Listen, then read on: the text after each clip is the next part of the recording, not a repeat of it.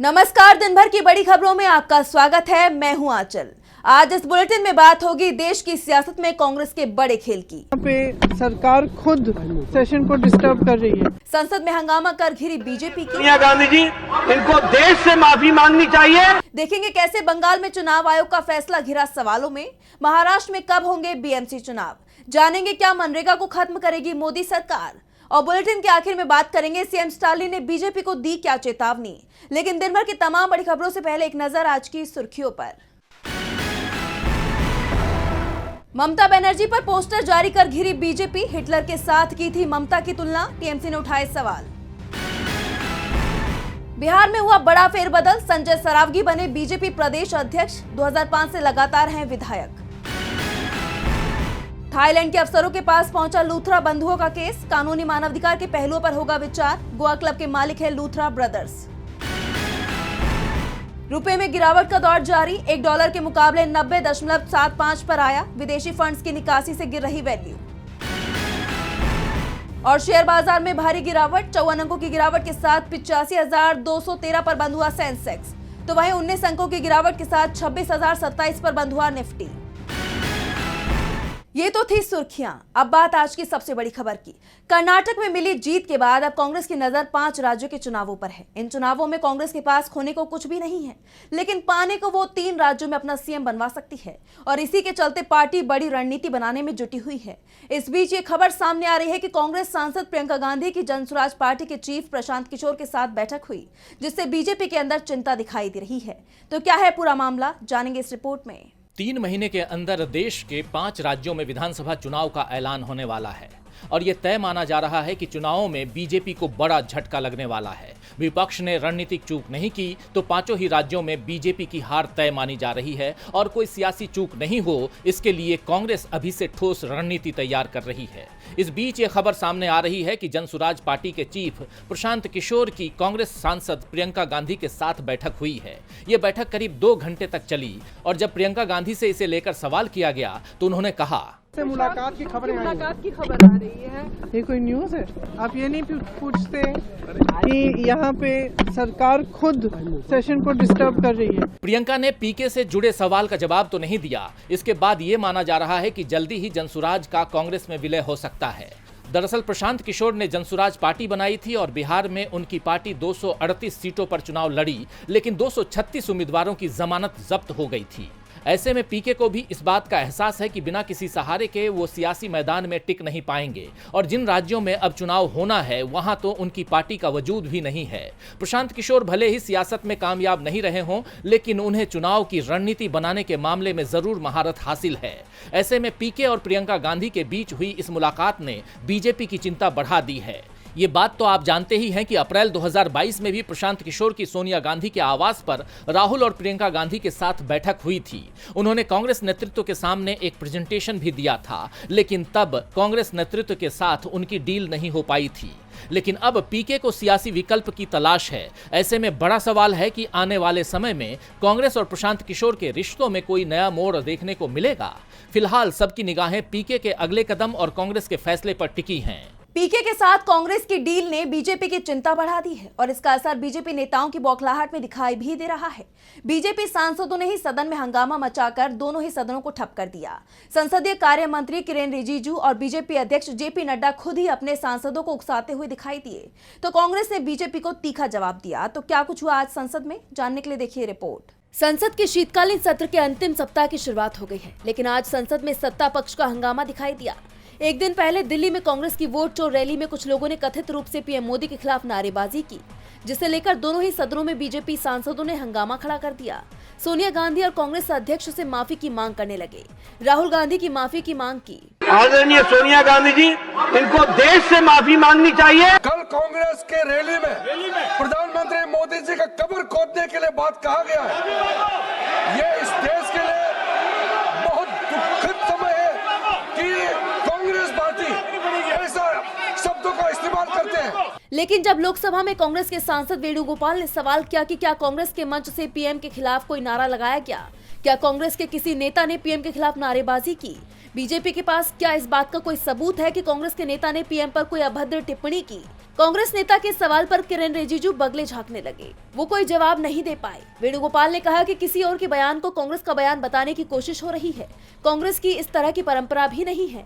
BJP खुद ही सदन में हंगामा मचा रही है। वो पहले ही दिन से संसद की कार्रवाई नहीं चलने देना चाहती। बीजेपी सांसदों के हंगामे के चलते सदन में 2 बजे तक कोई काम नहीं हो पाया। जब कांग्रेस ने सख्त तेवर अपना लिए तो बीजेपी बैकफुट पर आ गई। बाद में लोकसभा ने विकसित भारत शिक्षा अधिक्षण बिल को पारित कर दिया। ये विधेयक पहले higher education commission of India यानी HECI बिल के नाम से जाना जाता था। कांग्रेस सांसद मनीष तिवारी, आरएसपी के NK प्रेमचंद्रन और टीएमसी के सौगत रॉय ने सदन में इस बिल का पुरजोर विरोध किया। संसद में माहौल काफी गर्माया रहा तो सरगर्मी बंगाल में भी बढ़ती जा रही है। 5 राज्यों के चुनाव अधिकारी बंगाल के लिए नियुक्त किए गए हैं जो ईवीएम की फर्स्ट लेवल चेकिंग करेंगे। इस फैसले को लेकर कई सवाल खड़े हो रहे हैं क्योंकि ये सारे अधिकारी बीजेपी शासित राज्यों से नियुक्त किए गए हैं। तो क्या बंगाल चुनाव में बड़ा खेला करने की तैयारी हो रही है? जानेंगे इस रिपोर्ट में। पश्चिम बंगाल में होने वाले विधानसभा चुनाव से पहले बड़ी खबर सामने आई है जिसको लेकर कई सवाल खड़े हो रहे हैं। दरअसल चुनाव आयोग की तरफ से ईवीएम की फर्स्ट लेवल चेकिंग के लिए 5 राज्यों से नोडल अधिकारियों की नियुक्ति की खबर आई है जिसने राजनीतिक गलियारों में एक नया विवाद खड़ा कर दिया है। सबसे बड़ा सवाल अधिकारियों की पृष्ठभूमि को लेकर है। ये अधिकारी अरुणाचल प्रदेश, महाराष्ट्र, मेघालय और मिजोरम से बुलाए गए हैं और इन सभी राज्यों में एनडीए की सरकारें हैं। अब चुनाव आयोग के इस फैसले को लेकर पूछा जा रहा है कि आयोग के ये अधिकारी पारदर्शिता तय करेंगे या बीजेपी और एनडीए के इशारे पर ईवीएम पर उठने वाले सवालों को मैनेज करने की कोशिश करेंगे, जैसा कि विपक्ष आरोप लगाता रहा है। इस बात को लेकर भी शक गहरा रहा है कि जब तमाम राज्यों में चुनाव होने वाले हैं तो फिर यह प्रैक्टिस सिर्फ पश्चिम बंगाल में ही क्यों अंजाम दी जा रही है? क्या जानबूझकर इसे बाहरी कंट्रोल में लाने की कोशिश हो रही है? जैसा कि आप जानते हैं कि ईवीएम की जांच के दौरान राजनीतिक दलों के प्रतिनिधियों को वहां मौजूद रहने की इजाजत होती है, लेकिन 90,000 से ज्यादा बूथ्स के लिए तैयार हो रही मशीनों पर इन बाहरी ऑब्जर्वर्स का सीधा दखल चुनावी प्रक्रिया की बुनियाद पर ही सवाल उठाता है। भले ही चुनाव आयोग का दावा है कि ये कदम पारदर्शिता के लिए है, लेकिन राजनीतिक आलोचक इसे ईवीएम की विश्वसनीयता के बहाने चुनाव को फिक्स करने की कोशिश के तौर पर देख रहे हैं। पूछा जा रहा है कि क्या राज्य के चुनावी अधिकारियों पर केंद्रीय चुनाव आयोग को कोई भरोसा नहीं है, और अगर बाहर से ही अधिकारियों को बुलाना था तो क्या उन राज्यों से अधिकारी नहीं बुलाए जा सकते थे जहां बीजेपी विरोधी दलों की सरकारें हैं? बंगाल में चुनाव की तैयारियां जोरों पर हैं तो महाराष्ट्र में भी बीएमसी चुनाव की तारीखों का ऐलान हो गया है। राज्य की सियासत में सेमीफाइनल के तौर पर माने जाने वाले इस चुनाव का ऐलान राज्य चुनाव आयोग ने किया है, जिसे लेकर माना जा रहा है कि इस चुनाव के नतीजे न सिर्फ विधानसभा बल्कि लोकसभा स्तर पर भी समीकरणों पर असर डाल सकते हैं। तो कब होने वाले हैं बीएमसी चुनाव, जानेंगे इस रिपोर्ट में।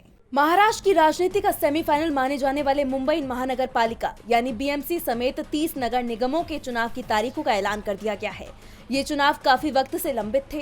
तारीखों का आधिकारिक ऐलान राज्य चुनाव आयोग ने कर दिया है, जिसे लेकर सियासी सरगर्मियां अब तेज हो गई हैं, क्योंकि इसके नतीजों का असर विधानसभा और लोकसभा के समीकरण पर भी पड़ने की उम्मीद है। ये चुनाव 15 जनवरी 2026 को होंगे। इस दिन सभी 30 नगर निगमों के लिए वोटिंग होगी, जबकि इसके ठीक अगले दिन 16 जनवरी को काउंटिंग होगी और सत्ता की तस्वीर साफ हो जाएगी। देश के सबसे अमीर नगर निगम बीएमसी पर कंट्रोल को लेकर राजनीतिक दलों के बीच हमेशा से ही कड़ा मुकाबला रहता है और इस बार भी इसे लेकर जोरदार टक्कर देखने को मिलेगी। बीएमसी चुनाव की तारीखों की बात करें तो 23 से 30 दिसंबर तक नामांकन दाखिल किए जाएंगे। वहीं 31 दिसंबर को नामांकन पत्रों का वेरिफिकेशन होगा। 2 जनवरी को नामांकन वापसी की अंतिम तारीख है और वहीं 3 जनवरी को उम्मीदवारों की अंतिम सूची और चुनाव चिन्ह आवंटन किए जाएंगे। इन चुनावों में राज्य के 27 पुराने नगर निगमों के साथ साथ जालना और इचलकरंजी जैसे नगर निगम भी शामिल हैं, जहां पहली बार मतदान होगा। 1 जुलाई 2025 की वोटर लिस्ट को इन चुनावों का आधार बनाया जाएगा। अहम चुनावी आंकड़ों की बात करें तो कुल मतदाताओं की संख्या 3 करोड़ 48 लाख है। वहीं कुल मतदान केंद्र 39,147 हैं। मुंबई में मतदान केंद्र बनाए गए हैं 10,111। चुनाव की तारीखों के ऐलान के साथ ही संभावित उम्मीदवारों की जोड़ तोड़ और रणनीति बननी शुरू हो गई है। राजनीतिक जानकारों का मानना है कि इन चुनावों के नतीजे आने वाले समय में राज्य की राजनीति की दिशा तय करने में निर्णायक भूमिका निभाएंगे। सवाल उठ रहे हैं कि बीएमसी चुनाव में कौन बाजी मारेगा, तो सवाल मनरेगा योजना को लेकर भी सरकार पर उठ रहे हैं। मोदी सरकार मनरेगा योजना को खत्म करने की तैयारी में है। इसकी जगह सरकार की तैयारी नया बिल लाने की है और इस नए बिल की कॉपी लोकसभा सांसदों को सर्कुलेट भी कर दी गई है। माना जा रहा है कि संसद के जारी इस शीतकालीन सत्र में बिल को पेश किया जाएगा। तो आखिर क्या है पूरी खबर, जानेंगे इस रिपोर्ट में। मनरेगा यानी महात्मा गांधी राष्ट्रीय ग्रामीण रोजगार गारंटी योजना बंद होने की कगार पर है। मोदी सरकार इसकी जगह दूसरा कानून लाने की तैयारी में है। बताया जा रहा है कि इसकी जगह विकसित भारत गारंटी फॉर रोजगार एंड आजीविका मिशन बिल 2025 लाया जा रहा है। बिल की कॉपी लोकसभा सांसदों को सर्कुलेट कर दी गई है और संसद के इसी शीतकालीन सत्र में इस बिल को पेश किया जा सकता है। नए बिल का मकसद सरकार की विकसित भारत 2047 के विजन के मुताबिक ग्रामीण विकास का नया ढांचा बनाना है। इसमें काम के दिनों की संख्या 100 से बढ़ाकर 125 करने का प्रावधान है। लेकिन सवाल यह है कि इसके लिए मनरेगा को खत्म करने का फैसला आखिर क्यों लिया गया। जानकारों का मानना है कि मोदी सरकार कांग्रेस की किसी भी योजना को या तो नया नाम देकर अपना बताने की कोशिश करती है या फिर उस योजना को बंद ही कर देती है। अब मनरेगा के साथ भी कुछ ऐसा ही होता दिख रहा है। जैसा कि आप जानते हैं कि इससे पहले मनरेगा का नाम पूज्य बापू ग्रामीण रोजगार योजना रखे जाने की खबर आई थी, जिस पर प्रियंका गांधी ने सवाल उठाए थे। वहीं कांग्रेस की प्रवक्ता सुप्रिया श्रीनेत ने भी तीखा वार किया था। उन्होंने कहा था कि मनरेगा को मोदी कांग्रेस की विफलताओं का पुलिंदा बताते थे, वही ग्रामीण भारत के लिए संजीवनी साबित हुआ है। मोदी सरकार ने कांग्रेस की 32 योजनाओं के नाम बदले हैं। यह नाम बदलने की राजनीति है जिससे जनता का नहीं सिर्फ सरकार का खर्च बढ़ता है। जानकारों का मानना है कि ऐसा करके मोदी सरकार किसी बदलाव लाने से ज्यादा कांग्रेस पर हमला करने की कोशिश में है। माना जा रहा है कि जब संसद का सत्र जारी है तो विपक्ष ये मुद्दा अब सदन के अंदर और बाहर दोनों जगह उठाएगा और सरकार को घेरने का काम करेगा। अब इस मामले में विपक्ष क्या रुख अपनाता है और सरकार उस रुख पर अपनी क्या प्रतिक्रिया देती है, ये तो देखना होगा। इस मुद्दे पर विपक्ष सरकार को घेरने की तैयारी में है तो उत्तर प्रदेश में भी सरकार घिरती जा रही है। यूपीपीएससी के खिलाफ छात्रों ने जमकर प्रदर्शन किया। परीक्षाओं की तारीखों में बार-बार बदलाव, समय पर नतीजे जारी न होना, रोजगार जैसे तमाम मुद्दों को लेकर छात्र धरने पर बैठ गए। इस दौरान वहां मौजूद पुलिस बल ने छात्रों पर लाठियां बरसानी शुरू कर दी, जिसको लेकर सपा प्रमुख अखिलेश यादव बीजेपी पर बरस पड़े। तो क्या है पूरी खबर, जानने के लिए देखिए रिपोर्ट। उत्तर प्रदेश में साल 2027 में विधानसभा के चुनाव होने हैं, लेकिन उससे पहले ही सियासत में आग के गोले बरसने शुरू हो गए हैं और बीजेपी इस आग में झुलसती हुई नजर आने लगी है। दरअसल 15 दिसंबर को छात्रों ने अपनी मांगों को लेकर यूपीपीएससी के खिलाफ जमकर प्रदर्शन किया, लेकिन उनकी मांगों को सुनने के बजाय वहां मौजूद पुलिस वालों ने उन्हें खदेड़ना शुरू कर दिया, जिस पर भड़कते हुए सपा प्रमुख अखिलेश यादव ने एक्स पर पोस्ट किया। बेरोजगारी की पीड़ा से गुजर रहे युवाओं के साथ अमानवीय तरीके से मारपीट और बाल पकड़कर अपमानित करने का जो काम उत्तर प्रदेश की भाजपा सरकार कर रही है, वो दरअसल भाजपा का सत्ता का अहंकार है, जो निर्दयी बनकर अपनी ताकत दिखा रहा है। बीजेपी ये ना भूले कि पढ़ने वाले युवा लड़ना नहीं चाहते हैं, वो तो बस साफ सुथरे तरीके से नौकरी की प्रक्रिया का शुद्धिकरण करवाने की मांग कर रही है। हम प्रतियोगी अभ्यर्थियों के साथ नैतिक बल बनकर खड़े हैं। हम उत्तर प्रदेश लोक सेवा आयोग की दोषपूर्ण परीक्षा प्रणाली और भ्रष्ट चयन प्रक्रिया पर लग रहे आरोपों के संदर्भ में एक एसआईआर की पुरजोर मांग करते हैं। भाजपा के इस बर्बरतापूर्ण व्यवहार के लिए युवा कभी माफ नहीं करेंगे। भाजपा के एजेंडे में नौकरी है ही नहीं, भाजपा जाए तो नौकरी आए। बता दें कि छात्रों की मांग है कि आयोग एक निश्चित और पारदर्शी वार्षिक कैलेंडर जारी करे और उसका सख्ती से पालन करे। परीक्षाओं की तारीखों में बार-बार बदलाव, समय पर परिणाम जारी न होना और भर्ती प्रक्रिया को बेवजह लंबा खींचना उनके लिए परेशानी बन रहा है। अब देखना ये होगा कि अखिलेश के तंज के बाद राज्य सरकार छात्रों की मांग को लेकर कोई एक्शन लेती है या नहीं। और बुलेटिन के आखिर में देखेंगे सीएम स्टालिन की बीजेपी को चेतावनी को। अगले साल तमिलनाडु में विधानसभा चुनाव होने हैं, जिसे लेकर राज्य का सियासी पारा हाई है। साथ ही आरोप प्रत्यारोप का सिलसिला भी तेज हो गया है। इसी कड़ी में सीएम एम के स्टालिन ने गृह मंत्री अमित शाह के एक बयान को लेकर बीजेपी पर बड़ा हमला बोला है और एक बड़ी चेतावनी भी दे दी है। तो क्या है अमित शाह का वो बयान जिसे लेकर भड़क उठे सीएम स्टालिन, जानेंगे इस रिपोर्ट में। तमिलनाडु में होने वाले विधानसभा चुनाव से पहले ही सियासी चिंगारी भड़क उठी है। राज्य के सीएम एम के स्टालिन ने इस चिंगारी की लपेट में बीजेपी को घसीट लिया है। दरअसल गृह मंत्री अमित शाह ने हाल ही में कहा था कि बिहार में जीत के बाद तमिलनाडु बीजेपी का अगला लक्ष्य है। उनके इस बयान को लेकर सीएम स्टालिन आग बबूला हो गए। उन्होंने बीजेपी को आड़े हाथों लेते हुए कहा, ये तमिलनाडु है, यहाँ अहंकार नहीं चलेगा। अगर आप स्नेह से आएंगे तो हम आपका स्वागत करेंगे, अगर आप अहंकार से आएंगे तो हम आपका विरोध करेंगे और आपको हराएंगे। सिर्फ केंद्रीय मंत्री अमित शाह ही नहीं, बल्कि राष्ट्रीय स्वयंसेवक संघ के लोगों की पूरी बटालियन भी राज्य में चुनावी तौर पर असर नहीं डाल पाएगी और बीजेपी को हराकर डीएमके जीत हासिल करेगी। सीएम स्टालिन ने बीजेपी को ये चेतावनी डीएमके की युवा इकाई के पदाधिकारियों की बैठक को संबोधित करते हुए दी। उन्होंने मोदी सरकार पर आरोप लगाते हुए कहा, 2024 में बीजेपी के केंद्र में तीसरी बार सत्ता संभालने के बाद राइट विंग संगठन तेजी से काम कर रही हैं।